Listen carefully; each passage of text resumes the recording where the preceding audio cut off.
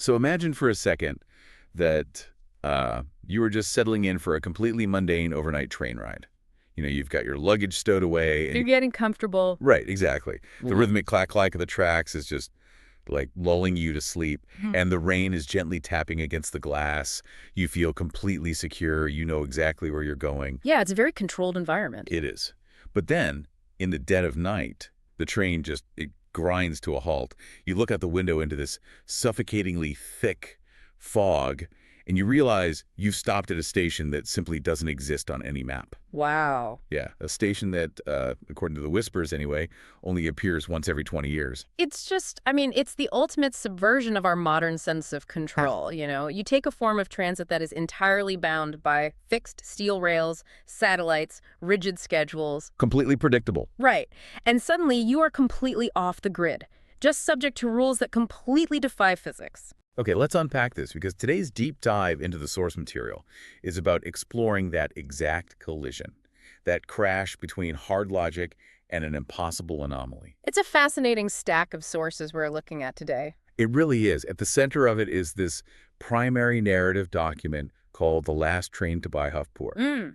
But to really understand the mechanics of this text, we are cross-referencing it with historical folklore archives, actual psychological journals regarding survivors' guilt, and Then those wild, archived internet forums. yes, the forums where the inciting event of this mystery first exploded online. So our mission today isn't just to tell you a ghost story. We are going to decode the terrifying psychological trap hidden right inside of it. And, you know, to understand the trap, we first have to understand the bait. The core myth revolves around Bhairavpur Station itself. Right. According to the folklore archives in our stack, this place operates completely outside the official railway network. I mean, no routes mention it, no government employee will even acknowledge it. It's just entirely off the books. Completely. And it only manifests at night, specifically during heavy fog. And the absolute unbreakable rule of the legend is that anyone who steps onto its platform is never seen again. Which is so creepy. Because for generations, Bhairavpur was just like an oral tradition. It's a kind of cautionary tale older generations in small villages would whisper about after sunset. Yeah, like a superstitious mechanism to keep kids away from the track. Exactly. Just a way to keep people from wandering around at night. But what makes this narrative so compelling is how the author refuses to let the myth stay by the campfire. The old village superstition suddenly and violently intersects with our modern, hyper-connected reality. Yeah, the mechanism the author uses to drag this myth into the modern age is so smart, it's a viral video. Oh man, the video. Right, and the archived forum discussions from our sources show just how perfectly this mimics real-world internet culture.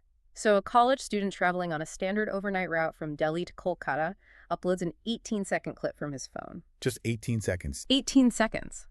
But those 18 seconds fundamentally change the reality of the world in the text. It's just 18 seconds of footage that captures this really thick fog outside the window, followed by a flickering yellow lamp. And then it illuminates an ancient peeling station sign that clearly reads, Bhairavpur. But the forum archives highlight that the sign isn't actually what made the video go viral, it was the passengers. Right, the way they were moving. Yeah, the footage shows several people stepping out onto this desolate platform, but they are entirely devoid of agency, like they move like sleepwalkers. Deeply compelled by something unseen. Exactly. And then the video just terminates in a violent burst of static. The student who uploaded it, along with 4 other passengers, just vanishes that same night. They leave behind no bodies, no luggage, literally no trace whatsoever. It's like the digital modernization of a cryptid. I mean, we're all used to Bigfoot being, a blurry photograph from the 70s. It's easy to dismiss. Very easy. But imagine scrolling on your phone right now and seeing documented, undeniable, high-definition reality of a nightmare. It would break the internet. It would. And the government authorities in the text immediately try to neutralize the panic. They blame it on coordinated criminal activity, while the internet forums, of course, instantly pivot to the paranormal. Naturally. Right. But then the source text introduces our protagonist, Arjun Mehra. And Arjun is crucial here because he is essentially the avatar for you, the listener. He represents our collective skepticism. Yeah, Arjun is an investigative journalist. He's built his entire career on dismantling fake hauntings and exposing frauds. He is a fundamentalist when it comes to logic. So he's not buying the ghost story for a second. Not at all. He looks at that viral video and sees a coordinated hoax designed to generate clicks and spread fear. So 3 weeks after those initial 5 passengers vanish, he boards that exact same overnight train out of Delhi. Just marching right into it. Pretty much. He's armed with a voice recorder, a backpack of equipment, and this notebook full of historical clippings. He fully intends to dismantle the myth of Bhairavpur once and for all. I find his approach so relatable, honestly. He is going in armed with data. But the irony is that the data he collects is what shifts this from, like, a creepy internet rumor into a documented mathematical pattern. Yeah, it becomes quantifiable. When we look at his notebook of clippings, we see this chilling timeline connecting missing people across the decades. The source material lays out a very strict cyclical timeline. Based on Arjun's historical research, before the 2006 disappearances, Bhairavpur Station was last reported in 1986. Okay. And before that, 1966. It operates on this unyielding 20-year cycle, and every single historical appearance features the exact same atmospheric conditions. The dense fog. Dense fog, temporary infrastructure, and a handful of missing passengers whose cases are just quickly buried by authorities. I want to pause on that 20-year cycle because, like, why 20 years? If we look at the folklore archives in our stack, 20 years is a really significant metric. It represents a full generational turn. Right, a coming of age. Exactly. It's the exact amount of time it takes for a child to become an adult or for a memory to sort of fade into myth. But the timeline isn't actually what makes Arjun's data terrifying. It's the psychological profile of the victims. What's fascinating here is where the narrative shifts from just standard horror into deep psychological territory. The common thread linking the people who vanish isn't their age or their destination or even their socioeconomic status. Then what is it? It's the fact that almost all of them had narrowly escaped death earlier in their lives. Oh, wow. Yeah. The records show one victim survived a massive building collapse that killed everyone else inside. Another cheated death during a highly complex, risky surgery. There is even a documented case of a woman who was pulled from a river mere moments before drowning. Okay, I have to stop you there because my rational brain is screaming the exact same thing Arjun's is.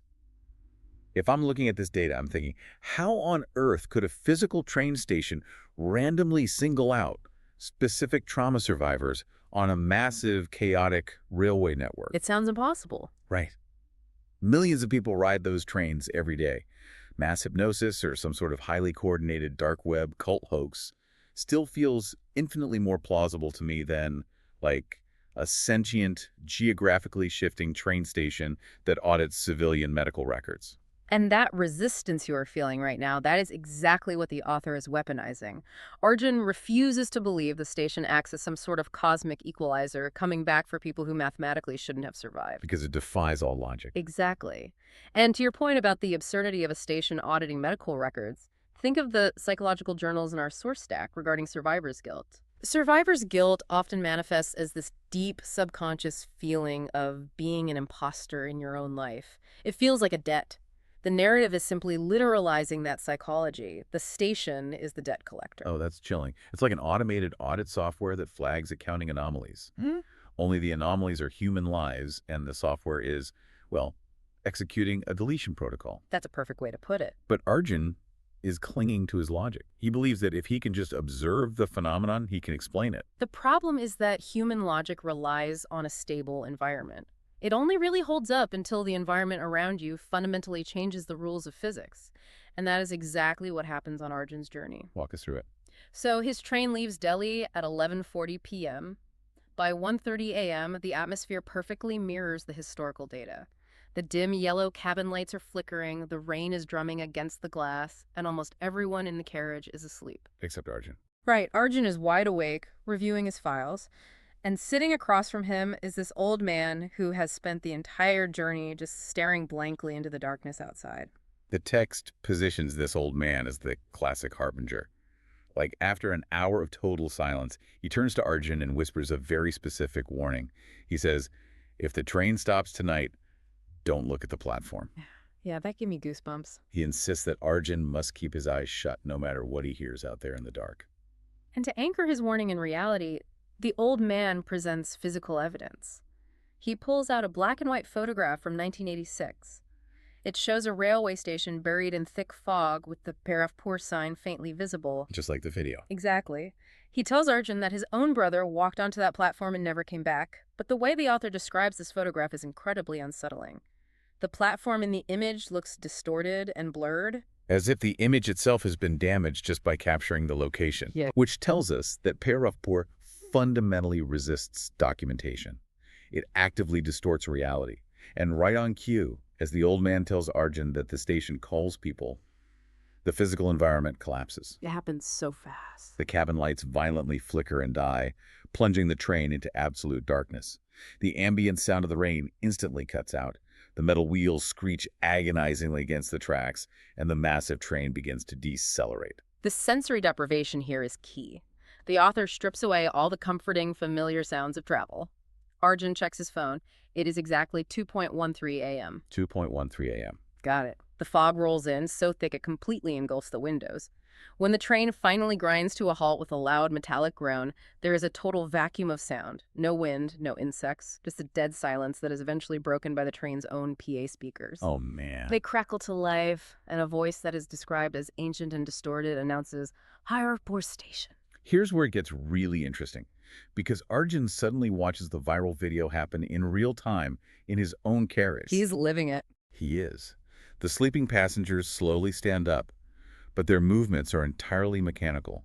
They are stripped of their agency, walking toward the doors like marionettes. Arjun, trying to physically intervene, grabs one of the passengers by the arm, but the man doesn't even blink. He just keeps walking into the fog. And observe what Arjun does next, because it perfectly illustrates the human brain's desperation for control.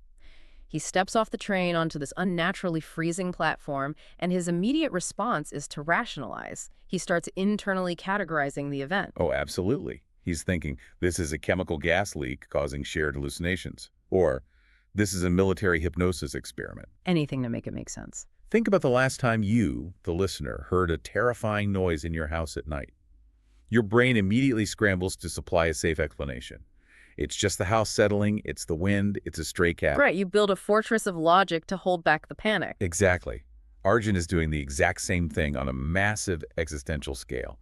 He's using his intellect as a shield. But the architecture of Bhairavpur is flawlessly designed to bypass that shield. The station doesn't engage with his logic, it attacks his deepest emotional vulnerabilities. While Arjun is standing on the freezing concrete, calculating wind patterns and chemical leak probabilities, he hears a woman crying for help out in the fog. And it's not just a random woman. No. The voice isn't anonymous. It is distinctly, undeniably familiar. It's his mother, who passed away 8 years ago. The voice calls his name through the mist. Arjun, please help me. And this is where the intellect completely shatters. You just can't fight that. You cannot logic your way out of the sound of your dead mother begging for your help. Emotion violently, instantaneously overpowers reason. The old man on the train is desperately banging on the window, begging Arjun not to listen, but the emotional lure is too precise. Arjun abandons his investigation and runs into the fog toward the voice. The text notes the exact mechanism of his doom right here. The second he commits to the emotional response, the second he steps away from the carriage and turns his back, the train completely vanishes. It doesn't even drive away. No. It doesn't accelerate away. It doesn't roll down the tracks. It simply ceases to exist. He is left entirely alone on the empty ballast, the fog swallowing the world.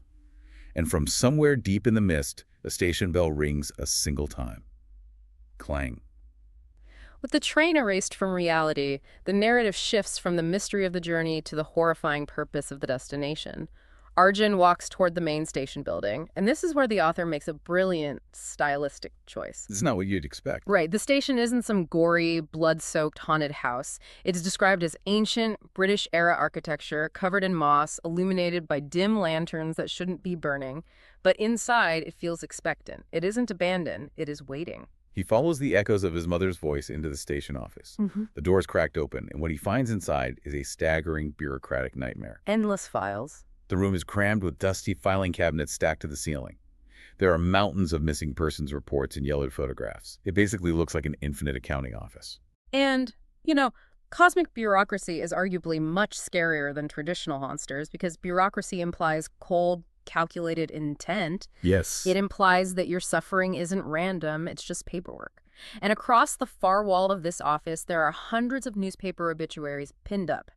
Every single obituary belongs to an individual who has disappeared at Bhairavpur over the last century. And then he finds it. Right in the dead center of the wall, Arjun finds a fresh clipping.